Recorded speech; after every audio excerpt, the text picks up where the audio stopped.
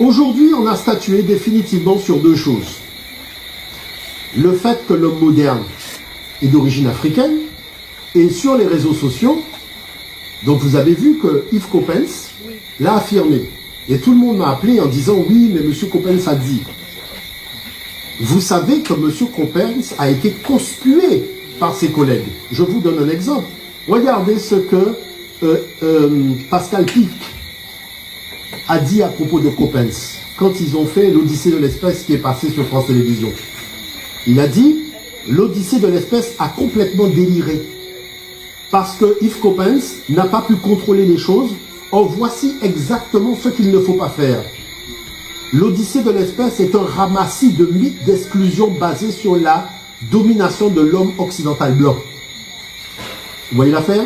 C'est parce que ça a tellement chauffé pour lui au CNRS et compagnie qu'il était obligé de faire une sortie et de se plier. Mais je peux vous montrer un nouvel hors série où on a posé à Coppens la même question. Il n'a pas été capable de répondre, comme il répond là.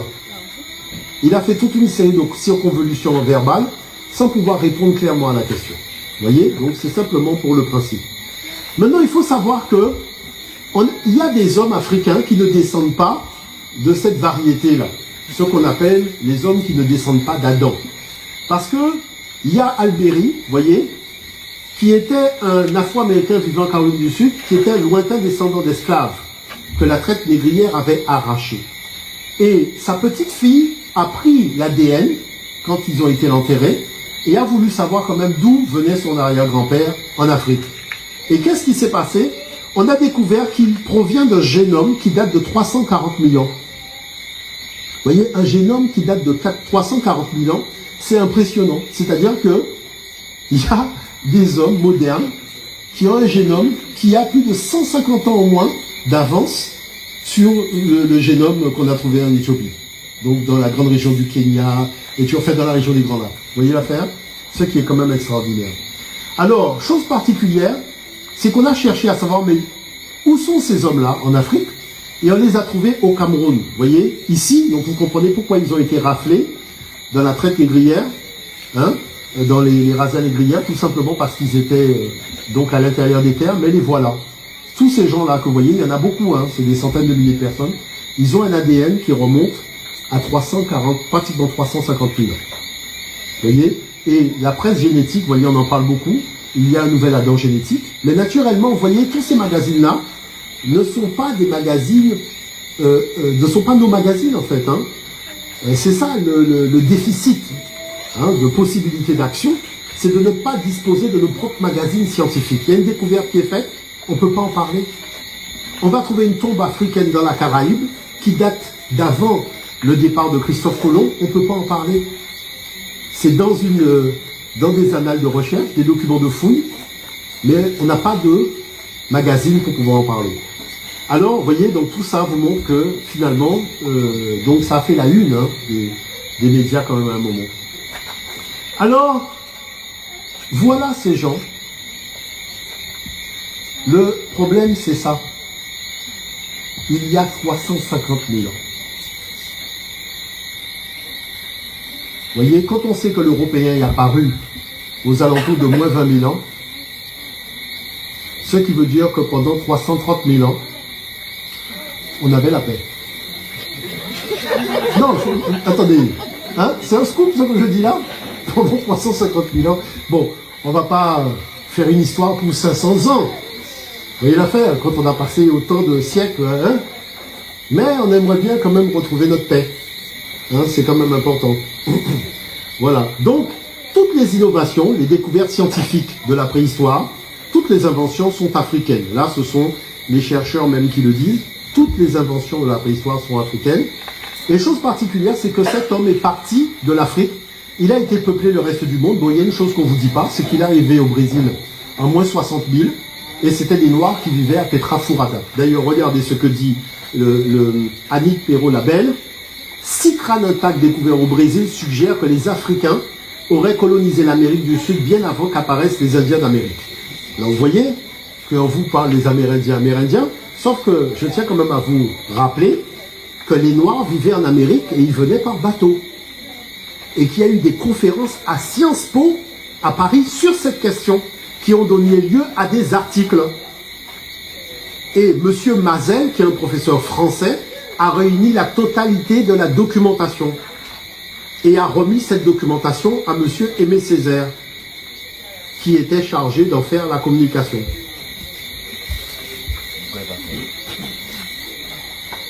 Le cœur a ses raisons, que la raison... Voilà.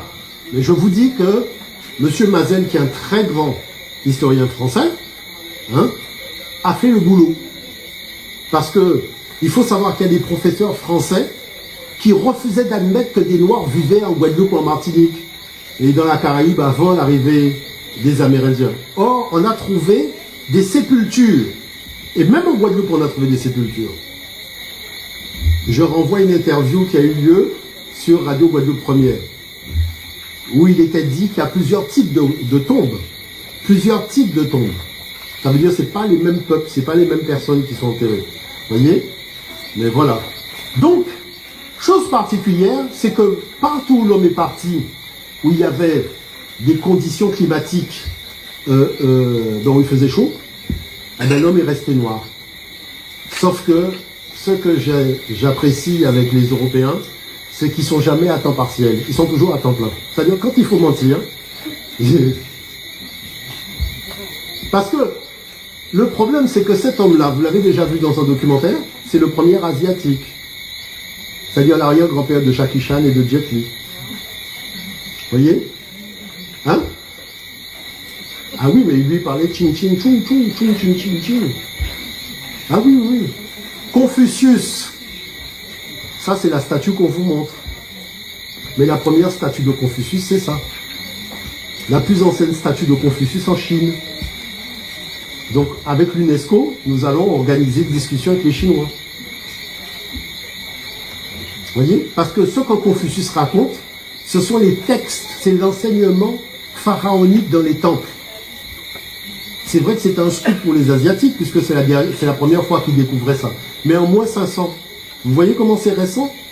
Ça fait 3500 ans qu'on a construit les pyramides. Alors, il s'en est écoulé de l'eau en Afrique. Bon, ici, est-ce que vous savez qui c'est ça? Hein? Voilà, les Tibétains. Et si les Tibétains sortent leur masque, vous croyez en Afrique. Vous voyez? Est-ce que vous avez vu? Voyez comment les choses sont?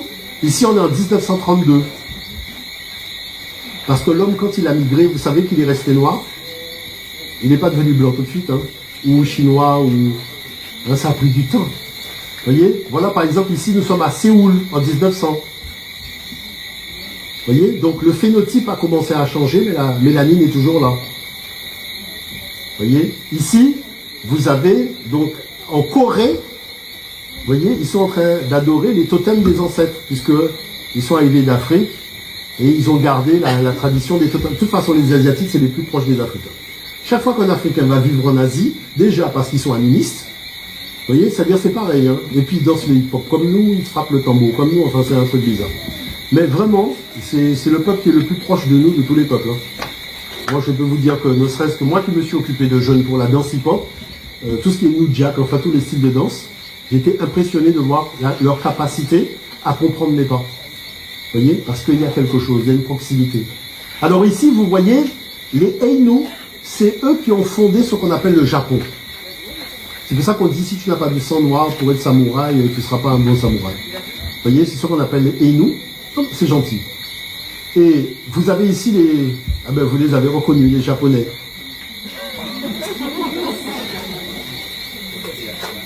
Hein? Vous voyez comment la télévision, c'est bien fait? C'est très bien fait. Parce qu'on croit être informé, en fait, on n'a jamais été informé.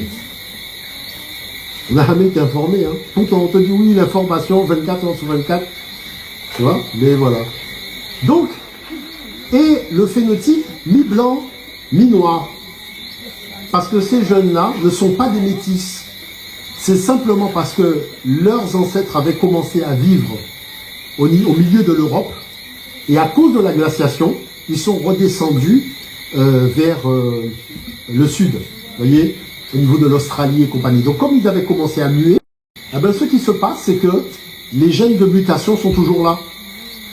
Vous voyez, c'est-à-dire que la jeune fille, ils ont des phénotypes extrêmement européens tout en étant noirs. Vous voyez? Et ça, c'est très important pour tous ceux qui veulent comprendre l'évolution. Vous imaginez tous ces chercheurs, les Yves Coppens, tous ces gens-là qui veulent comprendre comment le noir est devenu blanc. Vous avez un qui est à mi-chemin. Vous voyez que ça n'intéresse pas grand monde quant au fond. Hein? Parce qu'on veut organiser la division entre les hommes. C'est ça, mais il faut dire les choses clairement. On veut la vérité, elle est là, implacable. Parce que les parents de ces enfants-là, les voilà. Vous voyez, regardez l'enfant, il sortait avec les cheveux, pourtant voilà les parents. Hein? Mais ce n'est pas du métissage. Vous voyez, ce sont les gens qui habitent ici, les îles Salomon, pas toutes les îles qui sont là. Vous voyez, là, j'ai pris ceux des îles Salomon. Donc, c'est pour expliquer que, en réalité, les choses sont quand même relativement complexes, vous voyez. Et une fois qu'on a acquiescé que l'homme était d'origine africaine au niveau du génome, eh ben, on a transmuté sur une deuxième problématique, qui est que oui, l'homme moderne est né en Afrique, mais l'intelligence non.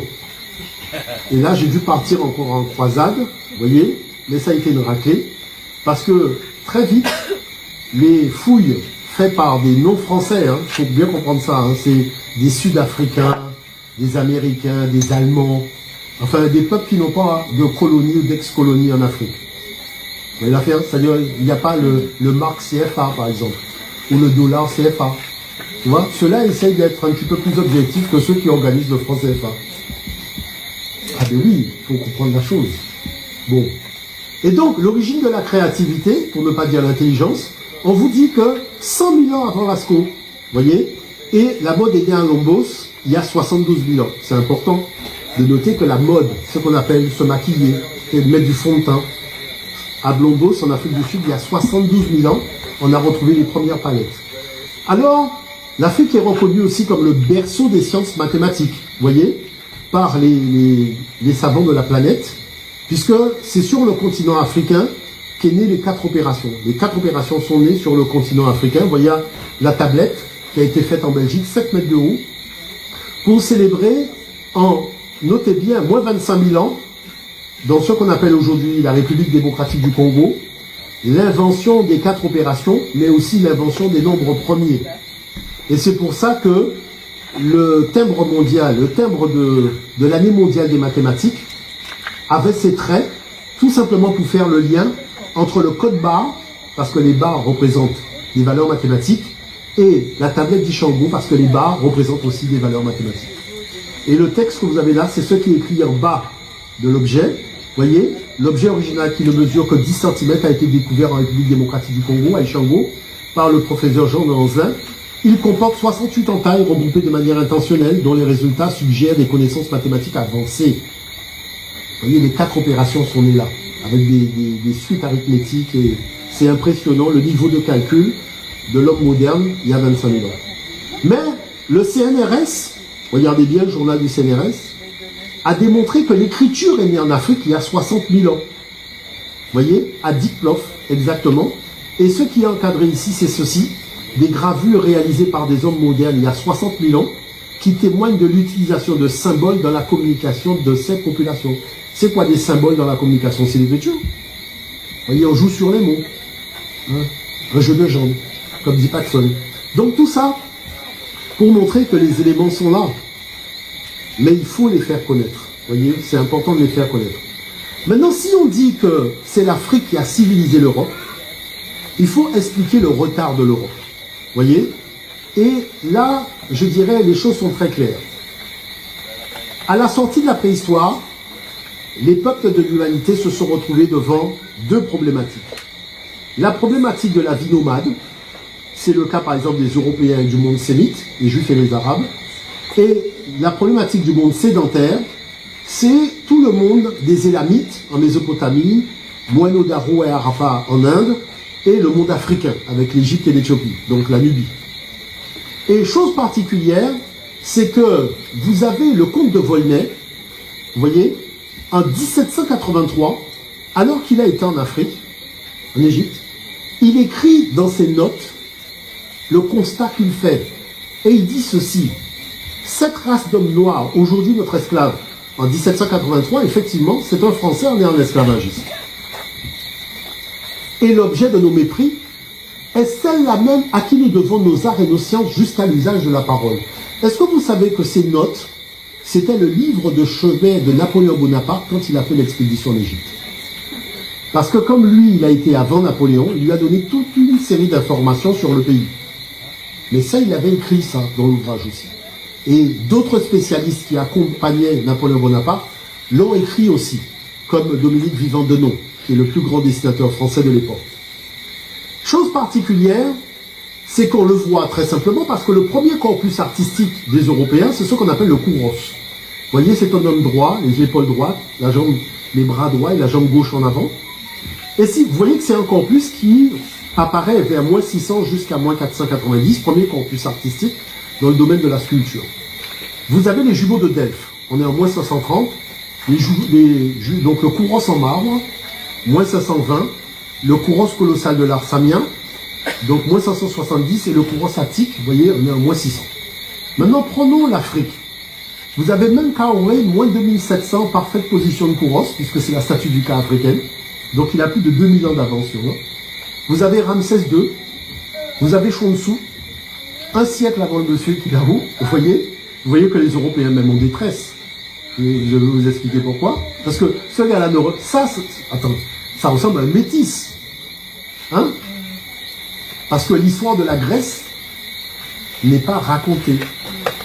Ou plutôt, ceux qui boivent ou qui fument avant de raconter l'histoire de la Grèce, c'est puissant. Vous voyez? C'est très puissant. Je ne sais pas qu'est-ce que c'est comme champignon, mais en tout cas, il est fortement hallucinogène. Vous voyez? En tout cas, voilà la réalité. Et chose particulière, vous voyez, c'est que, à force de mener croisade, puisque j'ai fait des conférences dans toutes les universités de l'Hexagone et dans beaucoup de grandes universités à travers l'Europe où j'ai expliqué ça, et on a fini par avouer qu'en prenant un ordinateur, en comparant les deux statues, eh bien, il a été constaté qu'effectivement, les premières statues grecques, leur proportion découle directement des statues du cas de l'Égypte ancienne. Vous voyez l'affaire? Ça a pris du temps, mais quand même. Voilà. Maintenant, si nous prenons la chaise royale, hein, le trône royal de Toutankhamon. Le trône royal de Toutankhamon, nous sommes vers moins 1350. Vous avez cette présence féline, vous voyez, ici, au niveau des reposoirs, et vous avez aussi les pattes de lion au niveau du bas de la chaise. Vous prenez quelqu'un qu'on n'aime pas du tout ici, c'est Napoléon Bonaparte. Si vous prenez le trône de Napoléon Bonaparte, au lieu d'avoir des têtes d'ours et des pattes de sanglier, qu'est-ce qu'on voit? Tête de lion, pattes de lion. Vous voyez l'affaire? Alors qu'il n'y a pas de lion en Europe. En tout cas, il n'y en a pas en France. Vous voyez? Donc c'est évident, et je ne vous raconte même pas le rouge et le blanc qui est la couleur de la royauté pharaonique, enfin, bref. Toujours est-il qu'on voit bien que l'Afrique, à travers le monde grec, à travers le monde romain, a inspiré toutes les royautés de l'Europe. Hein. L'Angleterre est championne du monde. L'Angleterre a tété l'Éthiopie. Ah non, mais là, on ne peut pas... champion du monde. Vous voyez? Donc le rouge et le blanc, qui sont les couleurs de la royauté africaine de l'époque. D'accord? Maintenant, regardez ceci. Ça vous dit quelque chose, c'est quoi? Ça, c'est la fleur de lys. Vous voyez? Nous sommes Philippe le Bel, dynastie capétienne, 1268, 1314.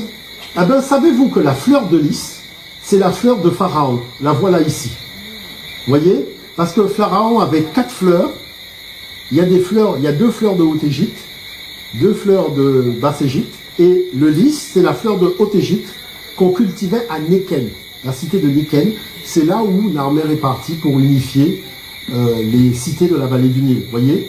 Donc, c'est le roi de l'Afrique qui tenait la fleur de lys à l'époque. Donc, vous voyez, tous les détails ont été copiés. Je ne vous parle même pas de la couronne, parce que la couronne sur la tête, c'est aussi des marches africaines. Vous voyez les lions, hein, le trône en forme de lion. Donc, tout ça vous montre bien qu'il y a une dépendance européenne à l'Afrique. Et je vais vous expliquer pourquoi. D'ailleurs, la civilisation européenne, ça n'a jamais existé. J'ai fait une interview sur France 2. Mon interview n'est même pas passée. Vous voyez l'affaire? Non, mon interview n'est pas passée. Parce que la dame, elle me dit, elle est venue dans une conférence que j'ai faite dans une université, et elle me dit, mais c'est extraordinaire ce que vous dites, mais quels éléments vous pouvez apporter pour au moins nous emmener sur un terrain de réflexion avec vous? Je dis, mais c'est vous qui nous avez amenés sur un terrain de réflexion. Elle me dit, comment ça? Je dis, mais imaginez que si l'Afrique s'unit et fait un billet de banque sur lequel on met la tour Eiffel, même les Martiens vont rigoler. Mais l'Amérique sort un billet qui est le dollar, et qu'est-ce qu'on met sur le billet? On met une pyramide. Sauf que cette pyramide, elle est où en Occident? Elle est en Afrique. Comment peux-tu affirmer ton hégémonie sur le monde avec quelque chose qui n'existe pas chez toi? Il paraît que c'est à cause de cette phrase-là que c'est pas passé. Parce qu'on n'a jamais vu quelqu'un affirmer son hégémonie sur quelqu'un d'autre sur la base de ce qu'il y a chez la personne et pas chez lui. C'est quand même puissant. Bon, vous me direz qu'ils ont élu Trump, donc c'est que ça vole pas au moins aussi en termes de réflexion là-bas. Donc Jean-François Champollion dit que les arts ont commencé en Grèce par une imitation servile des arts de l'Égypte. Vous voyez l'affaire? Donc, je vais vous dire une chose, c'est le servile que les intellectuels français n'ont pas pris.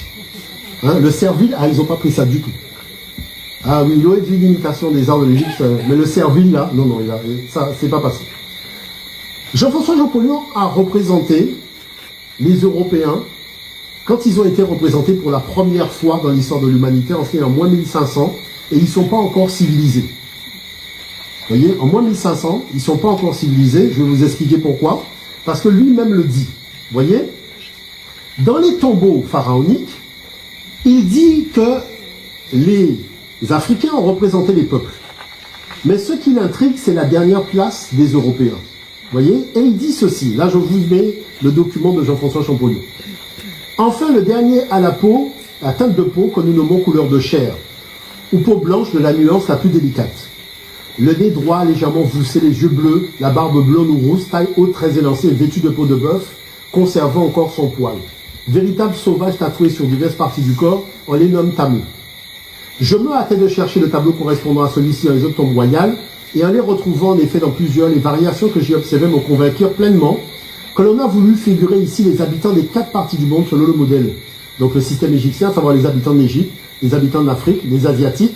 En 4e, enfin, j'ai honte de le dire puisque notre race est la dernière et la plus sauvage de la série. Les Européens qui, à ces époques reculées, il faut être juste, ne faisaient pas trop belle figure dans ce monde. Et écoutez ce qu'il va dire. Il faut entendre ici tous les peuples de race blonde et à peau blanche, habitant non seulement en Europe, mais encore l'Asie, leur point de départ. Vous avez vu? Mais encore l'Asie, leur point de départ. Et pourquoi ils ont quitté l'Asie? À cause de la glaciation. Parce que ces gens-là étaient inconnus en Europe. D'ailleurs, Europe, c'est le nom d'une femme africaine. Vous voyez l'affaire? Bon. Donc, du coup, voilà les Égyptiens anciens, donc les Africains de l'Antiquité, noirs, charbon, vélo, solex, représentés par eux-mêmes dans le tombeau de Ramsès III. Vous voyez, on ne peut pas faire mieux, c'est moi-même qui ai pris la photo. Au moins comme ça, on est bien servi par soi-même. Puisqu'on peut compter sur personne pour juste faire ça. Bon. Ensuite, il y a le problème de la falsification historique. Dans le tombeau de Séti Ier, vous voyez bien que les individus africains sont foncés. Vous avez les Égyptiens anciens ici, et les Nubiens qui sont là. Dans les manuels, regardez, ils ont été javelisés. C'est-à-dire qu'ils sont présentés aux enfants comme étant totalement locodermes. Alors que ce n'est pas le modèle qu'il y avait sur la fresque sur le tombeau royal. Et tout est recyclé comme ça, dans la grande presse de l'idéologie coloniale. Donc, il faut savoir que en 2015, il y a eu 3 études faites, parce que vous savez que les Européens, jusqu'à aujourd'hui, ils essayent de comprendre quelle est leur histoire. Il faut savoir qu'il y a plein de problèmes dans l'histoire européenne. On raconte l'histoire des autres, mais sa propre histoire, on ne la connaît pas. Donc, qu'est-ce qui s'est passé? Il s'est passé que pour la première fois, l'ADN a parlé. Et l'ADN dit qu'il y a eu 3 vagues de migration d'Homo sapiens en Europe. La première remonte à 45 000 ans, que l'on connaissait déjà par les os. C'est l'homme de Grimaldi qu'on trouve à Monaco, dans le musée donc, de Grimaldi. Vous connaissez la famille de Grimaldi, ils ont un musée de paléontologie, et l'homme de Grimaldi est représenté comme un Africain dans ce musée. D'accord? Une une deuxième, il y a 8000 ans, qui aurait vraisemblablement amené l'agriculture. Bon, quelqu'un qui vit en Asie dans la neige, on ne va pas discuter s'il peut faire l'agriculture. Parce que c'est la glaciation. Vous voyez? Parce que vous savez, quand je fais des débats en Europe, je suis obligé de voir qui est atteint de cécité mentale, qui n'est pas atteint. Puisque tout le monde veut s'amuser. La troisième vague, il y a 4500 ans, chez qui certains voient l'origine des langues grains, mais ça reste douteux. Maintenant, regardez ici. À propos de la dernière vague de 4500 ans, les chercheurs vous disent, voyez, Geogenetics, donc nous sommes en Allemagne, Pologne, Danemark, Suède, c'est là où nous commençons. Nous voyons qu'une grande partie de la génétique de l'Européen moderne commence ici. Donc, 4500 ans. Chef d'études ou machin. Quand l'échantillon soit recueilli en Allemagne, en Pologne, au Danemark ou en Suède, nous observons le même composant et nous pouvons prouver qu'il vient du Caucase. Donc c'est pour ça que Jean-François Champollion parlait de l'Asie tout à l'heure. Maintenant, regardez ce que l'ADN dit. Parce qu'il y avait des gens qui vivaient en Europe avant. Vous voyez? Les auteurs ont également recherché les variants génétiques assujettis à la sélection naturelle, comme par hasard. Ainsi, le variant RS12-26-654 associé à la couleur de peau montre que l'allèle dérivé correspondant à la peau claire s'est généralisé pendant le néolithique. Les individus avaient tous la peau foncée au mésolithique. Attendez, ça fait 20 ans que je dis que c'était des Noirs qui habitaient en Europe. Vous voyez comment je suis patient? En 2015, je casse la baraque. Clintin, Clintin. Voilà, maintenant, sachez que j'ai acheté les 3 études.